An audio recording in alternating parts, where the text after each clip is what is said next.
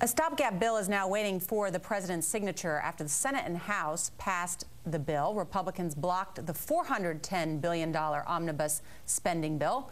Republicans took the White House to task over nearly 9,000 earmarks stuffed inside the bill. Some are now calling for a federal spending freeze. Republican Congressman Mike Pence joins us now from Capitol Hill. Of course, he sits on the Foreign Affairs Committee and is chairman of the House Republican Conference. Congressman, good to see you. Thanks so much for joining us. Good to be back, Nora. Why are you calling for the freeze? Well, I think, look, Congress ought to be doing what every family, what every small business across America is doing right now during these difficult economic times. I can tell you back in Indiana, small business owners and family farmers are sitting down. They're figuring out what expenditures they can put off to next year to get through these difficult times. Working families are doing the same. But here you see Congress poised on the edge of the largest increase in discretionary spending since the Carter administration, and as you mentioned, a bill that includes, pork barrel as usual, some 9,000 earmarks. And I got to tell you, it was refreshing to see my colleague from Indiana, Senator Evan Bayh, step forward and reject this approach. Republicans today voted overwhelmingly for a spending freeze. We ought to be doing what Americans and American businesses are doing right now. So if you want a freeze, you want to shut the government down?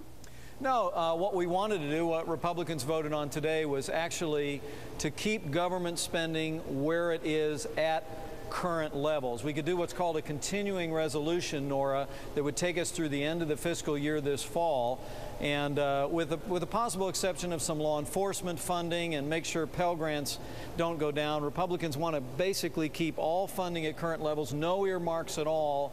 We think that kind of demonstrated fiscal discipline would send a very important message to markets. It would send a very important message to the American people that we're willing to do here in Washington, D.C. what families and businesses are doing across the land.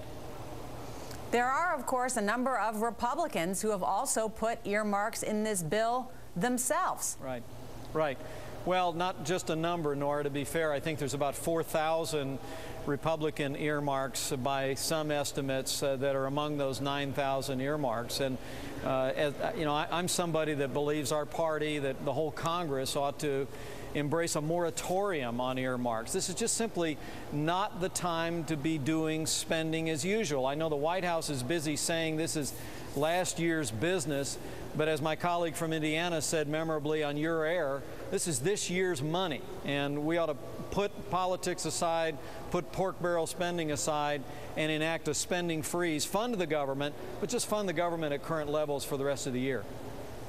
Finally, Congressman, let me ask you about the new chairman of the Republican National Committee, Michael Steele. Are you concerned about his leadership there, some of the comments that he's made? No, I'm really not. I had an opportunity to meet with Michael Steele yesterday. I really believe that he represents a fresh brand of leadership. He has a winning way of communicating the Republican message.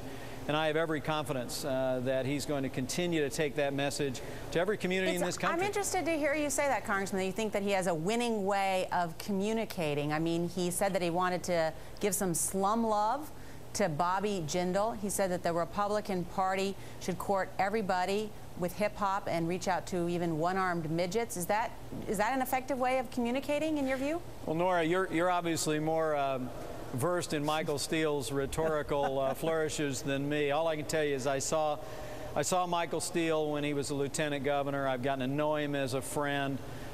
He's a man that has the ability to sit on screens just like this one and carry forward his personal story, which is a compelling story of American success, and also to convey Republican values of less government, less taxes, opportunity for all, and traditional values to this country. All right. Well, Congressman Mike Pence, it's always good to see you. Thanks so much for joining us. Good to see you, Nora.